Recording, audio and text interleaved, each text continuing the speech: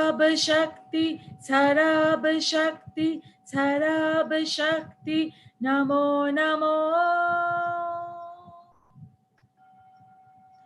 Pritham Bhagavati, Pritham Bhagavati, Pritham Bhagavati, Namo Namo. Kundalini Mata Shakti, Mata Shakti, Namo Namo.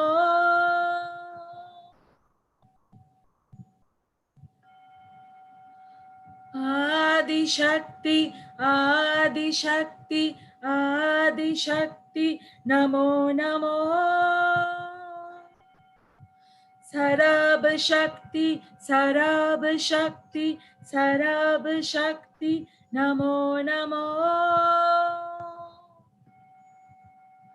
Pritham Bhagavati, Pritham Bhagavati, Pritham Bhagavati, Namo Namo.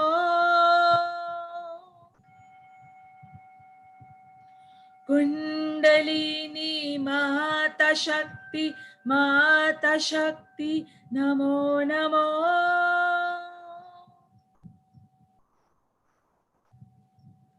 Adi Shakti, Adi Shakti, Adi Shakti, Namo Namo.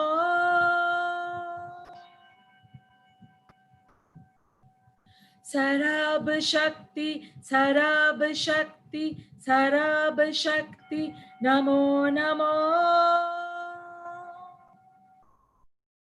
Pritham Bhagavati, Pritham Bhagavati, Pritham Bhagavati, Namo Namo. Kundalini Mata Shakti, Mata Shakti, Namo Namo.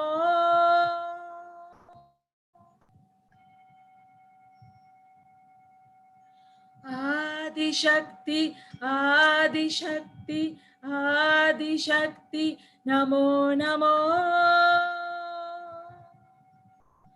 Sarab Shakti, Sarab Shakti, Sarab Shakti, Namo Namo. Pritham Bhagavati, Pritham Bhagavati, Pritham Bhagavati, Namo Namo. Kundalini Mata Shakti, Mata Shakti, Namo Namo.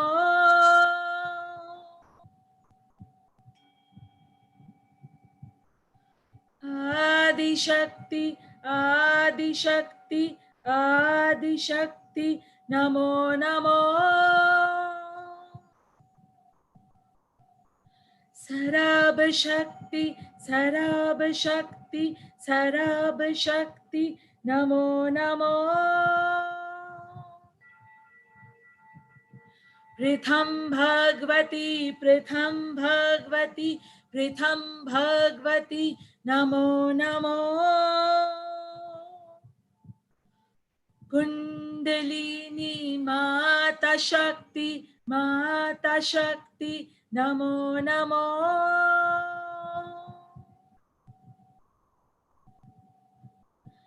Adi Shakti, Adi Shakti, Adi Shakti, Namo Namo.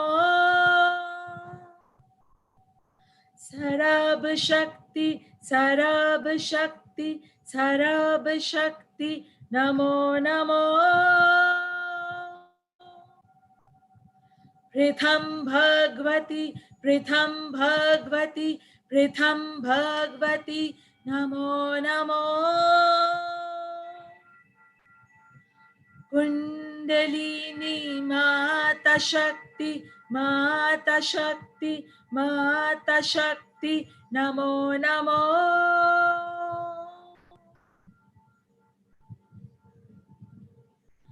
Adi Shakti, Adi Shakti, Adi Shakti, Namo Namo. Sarab Shakti, Sarab Shakti, Sarab Shakti, Namo Namo.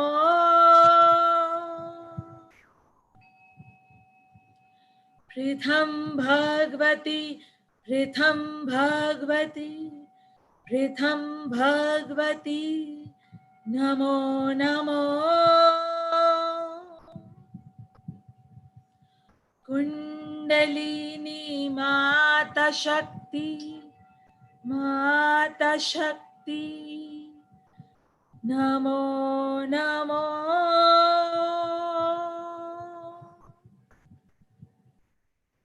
With this mantra, I bow down to the primal force. I bow down to the Divine Mother. I bow down to the Mother of all creation. I bow down to the Kundalini Shakti, the Mahashakti within me and each one of us. Take 3 deep breaths. Breathe in and breathe out. Breathe in and breathe out. Breathe in and breathe out. At the count of 10, slowly open your eyes. 10, 9, 8, 7, 6, 5, 4, 3, 2, and 1. Very slowly open your eyes.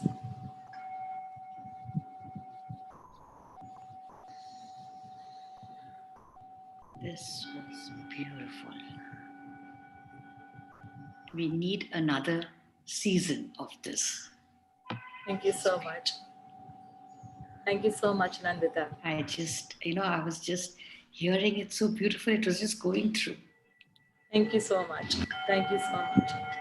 And all you wonderful people out there on Facebook and on YouTube, please write your insights on what was your great take home from today's session, from all the amazing things that Nandita shared. Write some fun elements that uplift your spirit in your life in the comments as well, so that it can inspire everyone else Absolutely. who reads it. And yeah, sure, Nandita. Thank you so much for having me. Seriously. It's my pleasure and our blessing that each one of you who is such a beautiful soul, and there are so many more souls, so definitely God willing, Baba wishing, there will be 2 and 3 and 4 and many more seasons of this. Absolutely. Because there are so many souls in my life whose lives we can learn from in such great ways that I truly want that I can bring them to the forefront and allow this little sharing from my life to others as well. Thank you so much, Nandita, for being here. Thank you so much. Thank you. God bless. Thank you. Thank you. Thank you.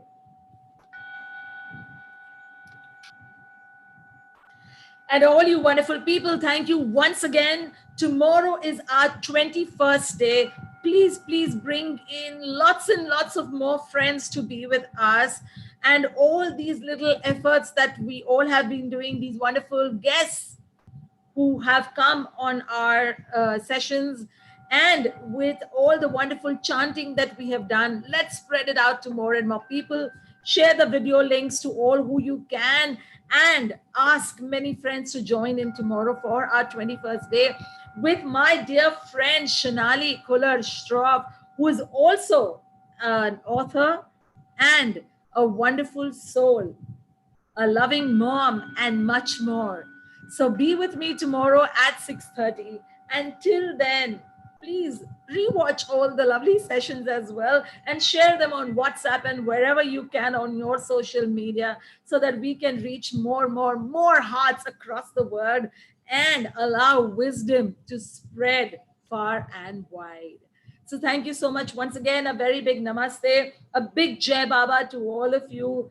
Big tight hugs of all the divine force be with you, and stay safe, loved and protected in love and light, and super duper Godspeed.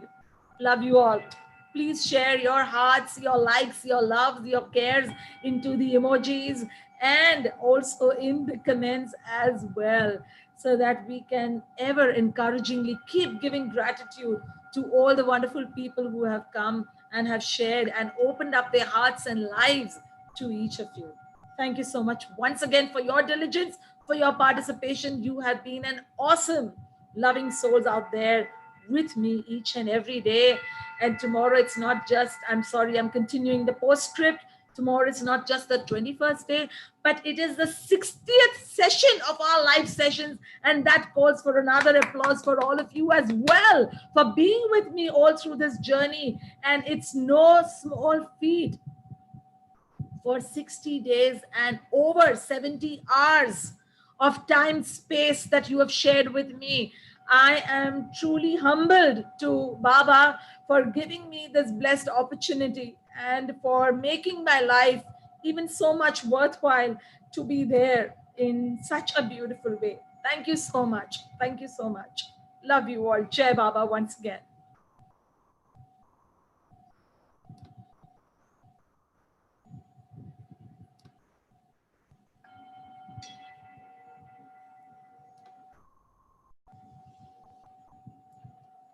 Ciao.